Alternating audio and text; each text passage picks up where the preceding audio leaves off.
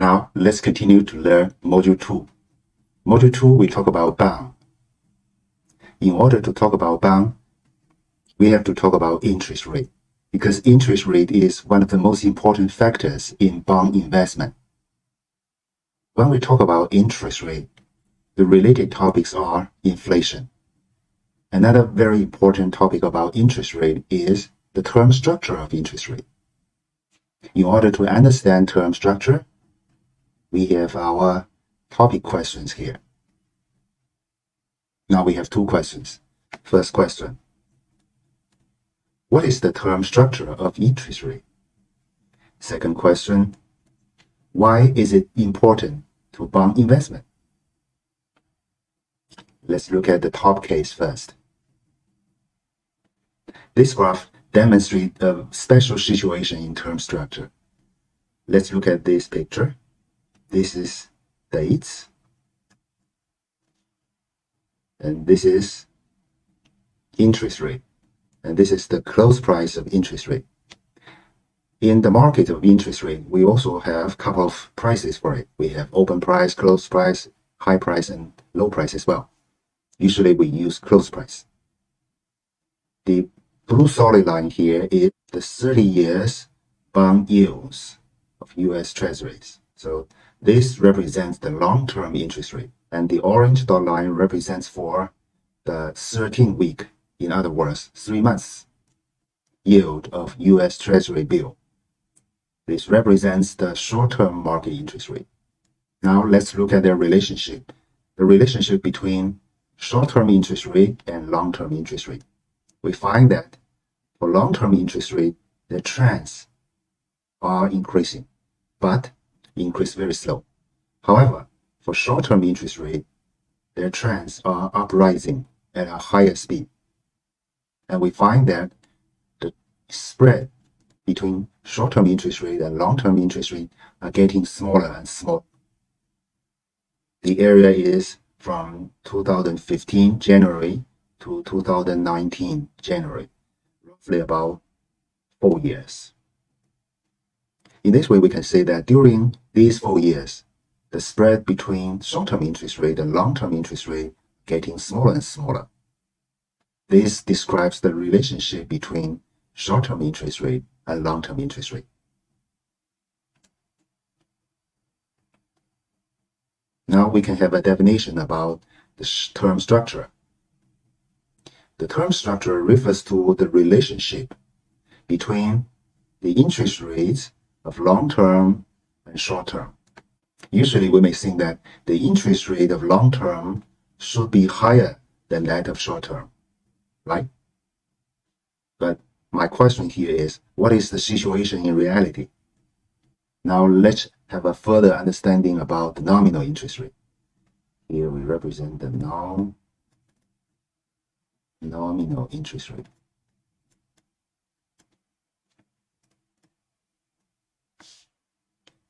This is the nominal interest rate.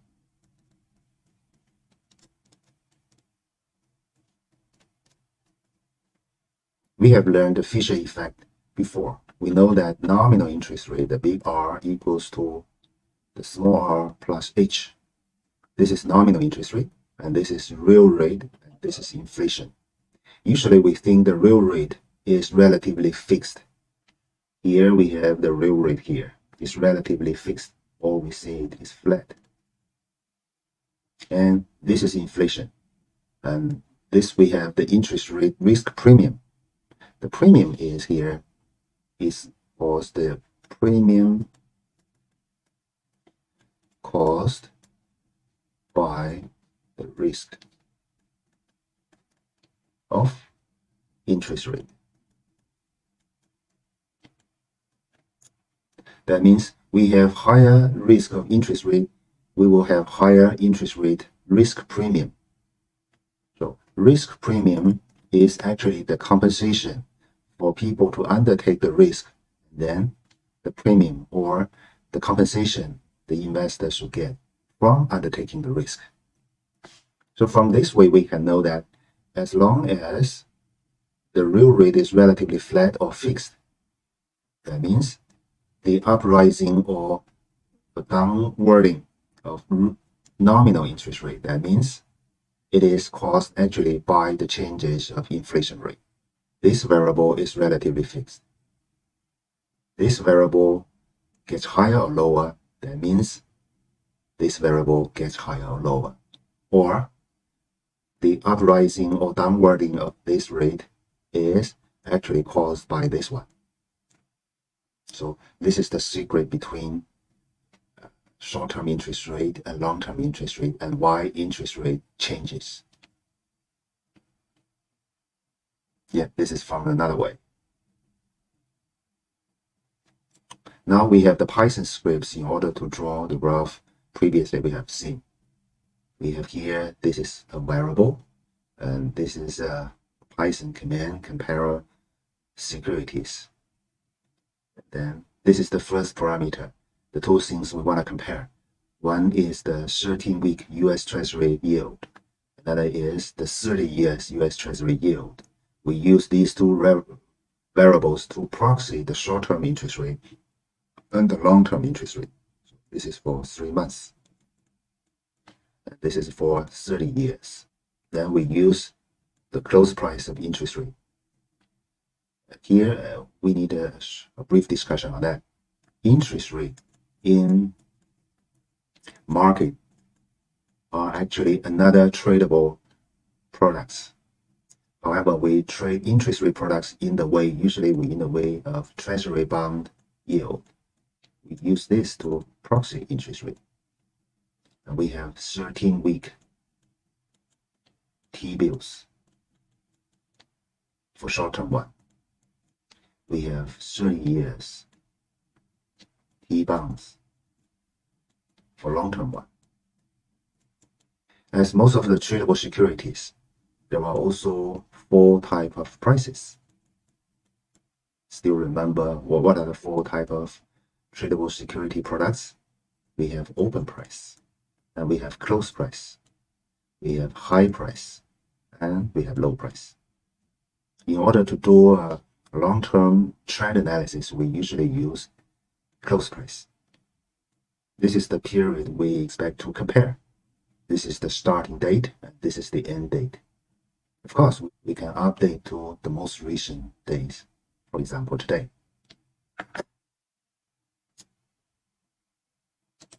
Let's have a practice on this. Let me copy this command and paste in Jupyter Notebook. Copy it. In order for this command to be executed, we need to enable the security investment plugin first. From CX import stock. Still remember how to execute the Python command in Jupyter Notebook? Yes, we press Shift and Enter together. Then we see a small star here. This means this Python command is now being executed. When the star disappears, that means the completion of the execution. Now we can do it. In order to see the trends, okay, let's repeat this command first. Okay, we see the picture. This is the picture exactly the same as we have seen in our slides, right? Okay, next time, let's see if we can update the commands. Still copy the commands. Copy here, say for example, 2022, January the 1st, 2022, July the 18th, which is today. Let's do it. This time it seems faster. The command prompts us a lot of messages. Okay, now we can see the new situation of the term structure. The term structure between 13-week Treasury yields versus 30 years Treasury yields. We use 13-week Treasury yields to proxy the short-term interest rate in 3 months. And we use the 30 years Treasury yields to proxy the interest rate in 30 years, very long-term interest rate. Now the picture looks different from this one. We will explain this later. The periods are different. This is from 2015 January to 2019 January. Well, this is from 2022 January to July. the period are different. So we see the different situation of the term structure. Let's get back to our slides. We have seen the first type of form of term structure. Now let's see another type of term structure. Let's look at this one. This one still the term structure between 13-week T-bill yields and Treasury yields 30 years, and this is the blue solid lines represents for 3 months short-term interest rate.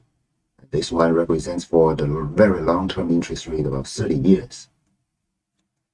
We find that a different situation with the previous one. The spread between the long-term interest rate and short-term interest rate also gets smaller.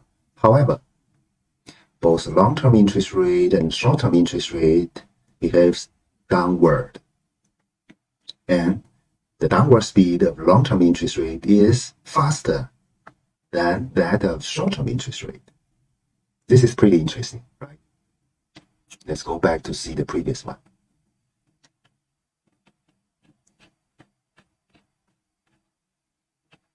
In the first form of term structure, we find that the upward speed of short-term interest rate is much faster than that of long-term interest rate. What does this represent? From Fisher effect, we know that suppose this is the short-term interest rate, and it is in upward trends. Its upward speed is fast.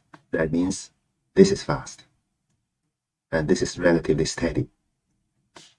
So in this way, this curve means investors think the short-term inflation rate is increasing very fast, while the long-term interest rate is also upward. But we think that from long-term perspective, inflation is not a big thing, right? Its increasing rate of long-term inflation is pretty slow. In summary, we can say that investors' expectations to long-term inflation rate is small. However, investors' expectation to short-term inflation rate is high.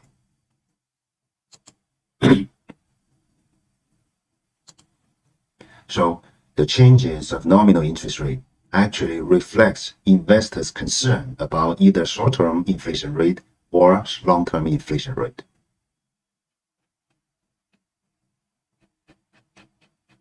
Let's look at the second form again. From this form, we can see that investors' expectations to long-term inflation rate is downward and in a faster pace of downward trend, while investors' expectation to short-term inflation rate is also downward, but its downward speed is relatively slower than that of long-term inflation rate. This is the second form of term structure.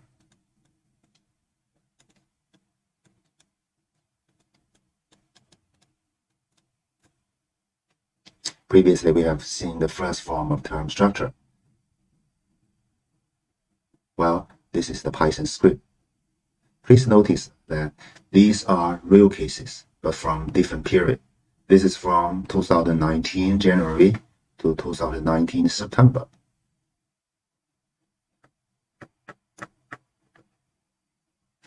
Now let's look at the third form of term structure.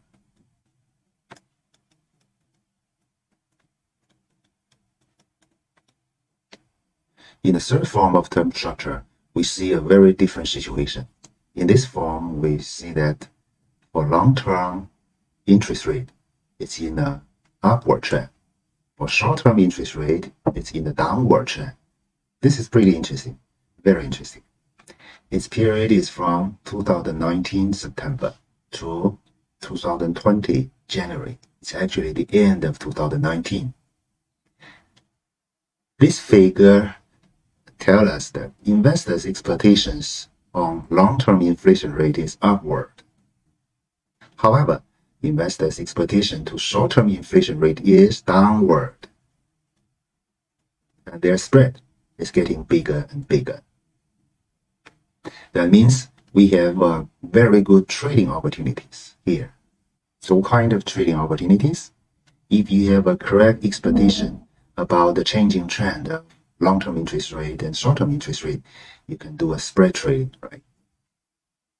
So sometimes we said that is an arbitrary trading. This is the Python script for that. Now we can do an exercise to update those scripts to today, and then we can comment on that. Now let's do an exercise together about the short-term interest rate and long-term interest rate. It means still 3 months interest rate versus 30 years interest rate.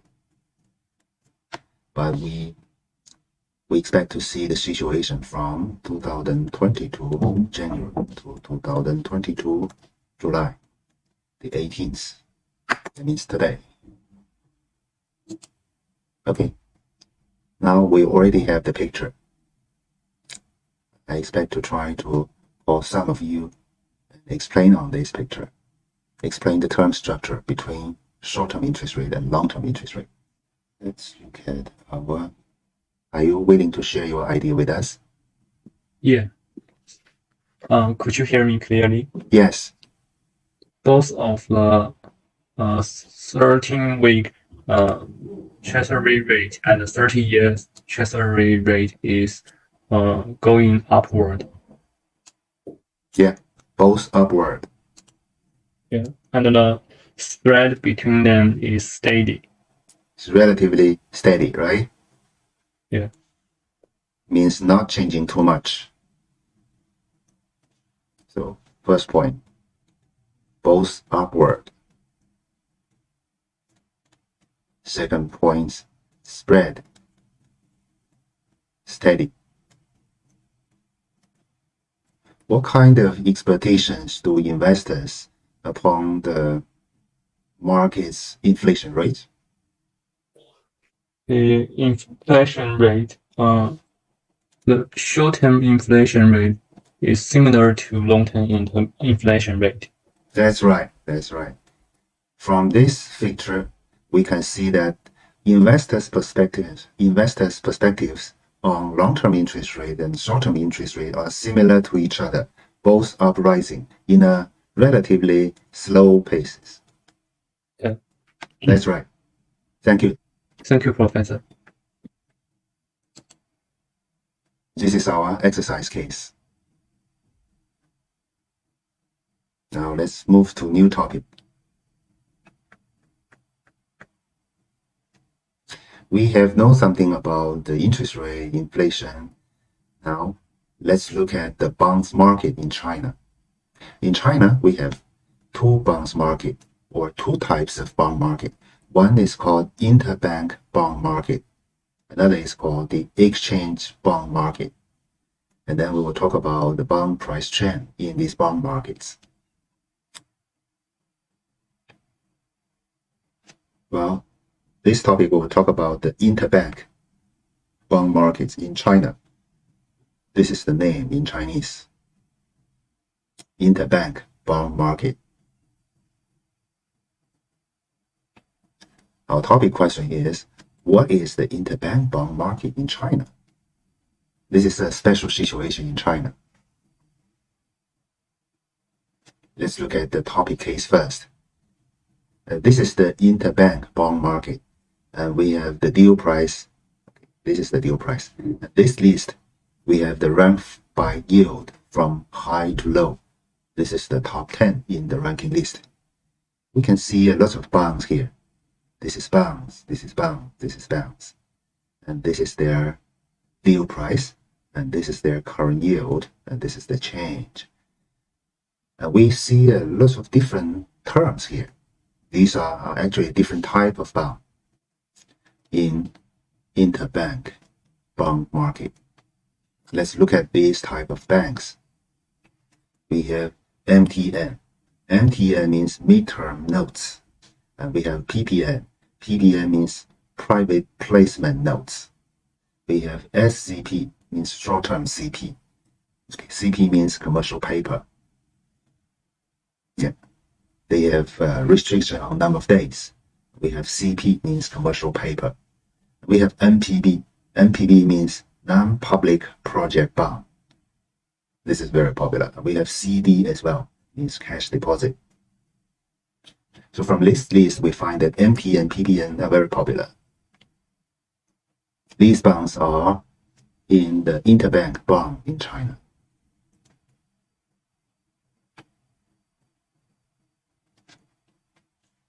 So what is interbank bond market in China?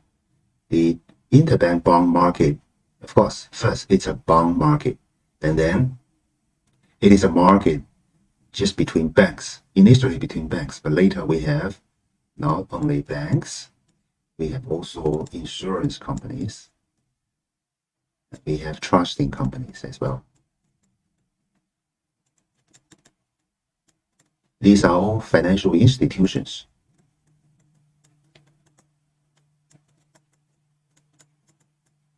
That means the interbank bond market only allows for financial institutions, not allow for individual investors.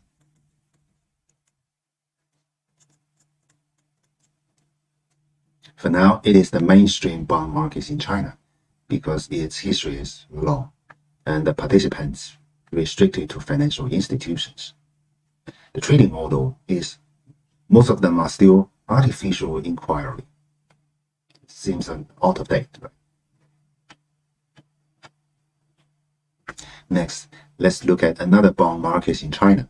It is called the exchange bond market in China. Here, exchange means the stock exchange. For now, we have two major stock exchange in China, which is Shanghai Stock Exchange and Shenzhen Stock Exchange. But they also have bond markets. So the bond markets in stock exchange is called exchange bond market. For China now, there are two exchange bond markets, one in Shanghai, another in Shenzhen. This is the topic question. Let's look at the bonds in exchange bond markets. Deal price. And this rank is leaded by the change of deal price from high to low. And this is the top 10 in the list. So we have 蓝小转债. Its deal price is very high, right? Its deal price is really very high. It's about 3 times more compared to its face value. We have a very interesting question. Why some of the bonds their price are so high? The high price band primarily related to 转债, means convertible bonds. Let me explain what is called a convertible bonds. A convertible bond is actually a variety of a bond.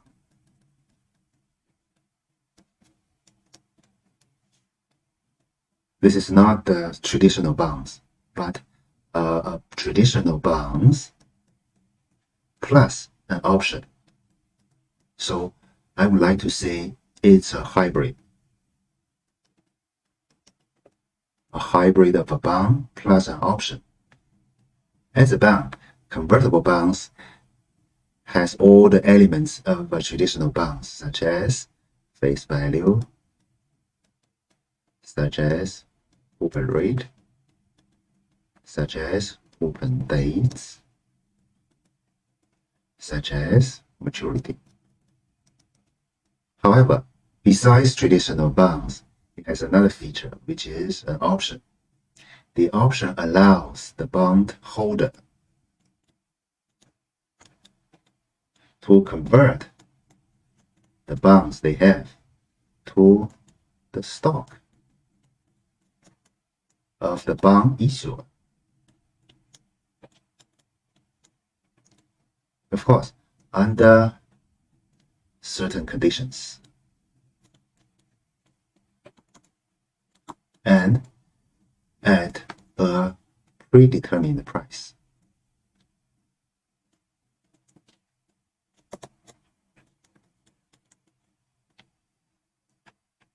Now, let's see the influences of the option.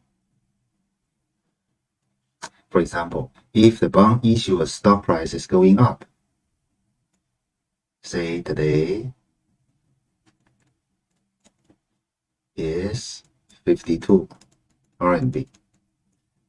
Well, suppose today we fulfill all the conditions of a convertible bonds to convert into stock, and the predetermined price is 40. If we execute the right of the option and decided to convert the bonds the investors have into stock today, that means they could immediately earn a margin of 52 minus 40 means 15. This is very attractive. In this way, we can see a typical situation like this. The bond issuer stock price is going up, and it is close to the conditions of converting a convertible bonds into stock. In this way, the bond's value goes up sharply. Bond's market value goes up sharply. That's why we see the situations like this. The bond deal price is very high. This means this is 339% over its face value, right? You see a lot of convertible bonds here. However, if the bond issuer stock price is going down, the convertible bonds market value worth almost nothing. Why? Because at such situations, the options in the convertible bonds worth nothing. The market value of a convertible bonds at this situation is the traditional bonds itself. However, as a traditional bonds, a convertible bonds element is not attractive at all. Their coupon rate is usually pretty low, much lower than that of ordinary traditional bonds. The attractiveness of a convertible bonds is not relying on the coupon rate, but relying on its options. And the investors to buy a convertible bonds is actually betting on the bond issuer's stock price. In more detail, they are betting on the upward trend of the bond issuer's stock price. So, in this way, we can see that a convertible bonds is usually riskier than that of an ordinary bond. Next time, whenever you see a very high price of bonds in exchange markets, the first thing you need to think about is it a convertible bonds? Or, its bonds price is pretty high. That means it is a convertible bonds. And the bond issuer stock price is in an upward trend. So you can easily imagine these conclusions. This is for convertible bonds. The features of exchange bond markets in China is a growing bond markets. Its participants, not only financial institutions, but also individual investors. So, in exchange bond markets, there are lots of individual investors there, similar to stock markets.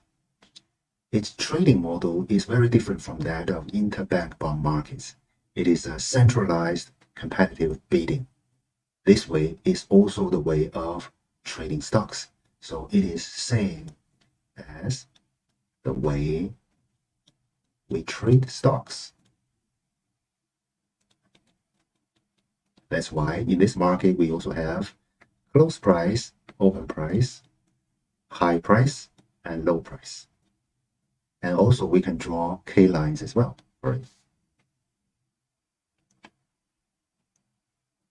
Just now we have talked about the term structure of interest rates, which is actually a little bit complicated. And then we have introduced the bond markets in China. Do we have any questions on that?